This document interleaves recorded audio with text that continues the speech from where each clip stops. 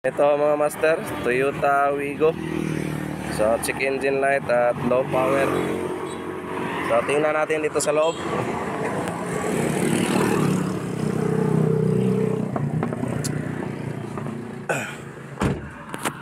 So ito yung isosolve natin mga master. So on, start.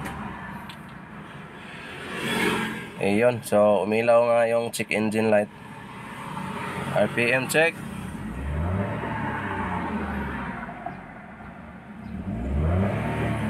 Meron naman siya pero kulang. Delayed yung RPM mga master. Yan o.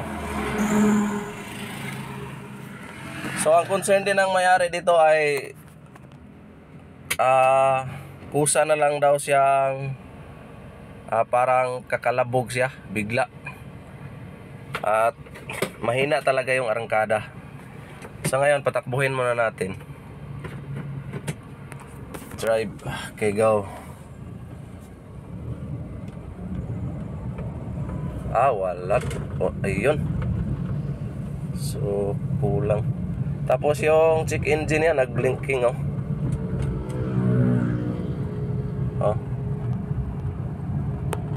magbe-blink siya.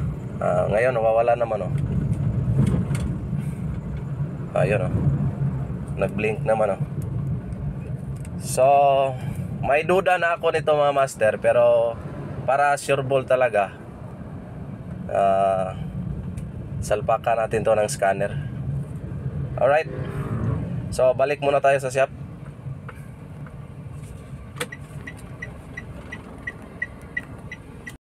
So ito na naman yung titirahin natin mga master, Toyota Wigo.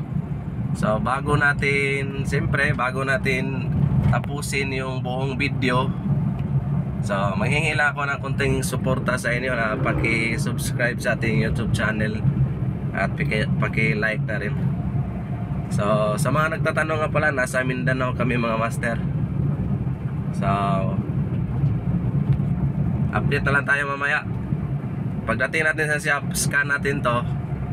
At least may idea tayo. Pero may duda na talaga ako nito, pero para sure ball, hindi tayo magkamali, scan natin. Alright, fast forward tayo. Ito na yung trouble code mga master. So evaporative emission system, pulse control valve, injector circuit open, cylinder ko misfire. So dito tayo, so kita natin na may putol. So ito yung injector number 2, kaya ito yung ginugugtong natin. So lagyan natin to ng soldering iron para magtibay talaga. So fast forward na tayo ulit. Ito na, nasolda na natin. So idugtong natin to lahat, tapos testing na. So ito na, pagkatapos nating may kabit lahat, dito na tayo mga master, testing na tayo.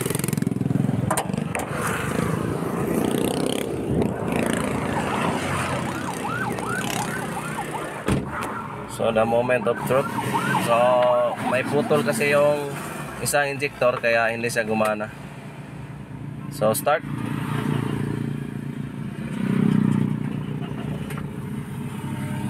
Iyon. So yung check engine ay babay na, tudas na mga master.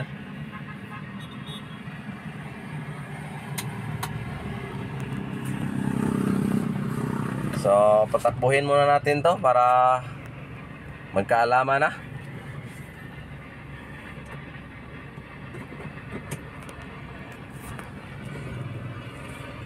So go.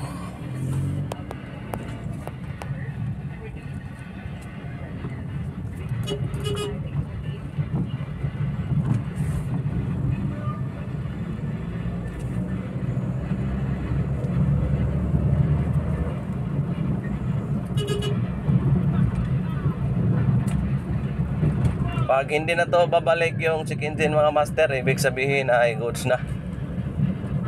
So pwede na natin tong palabasin sa shop para doon ito sa kanilang bahay mag New Year. So sa lahat pala ng mga viewers natin dyan at sa mga solidong sumusuporta sa channel natin, So, Merry Christmas sa inyong lahat, advance Happy New Year po. So, God bless. So, hanggang dito na lang yung video natin. So, kita naman natin na hindi na bumalik yung check engine at yung power niya ay andito na. Alright mga master, so basic sharing lang. Pero at least may makukuha kayong mga idea sa mga video natin. So hanggang dito na lang at babos!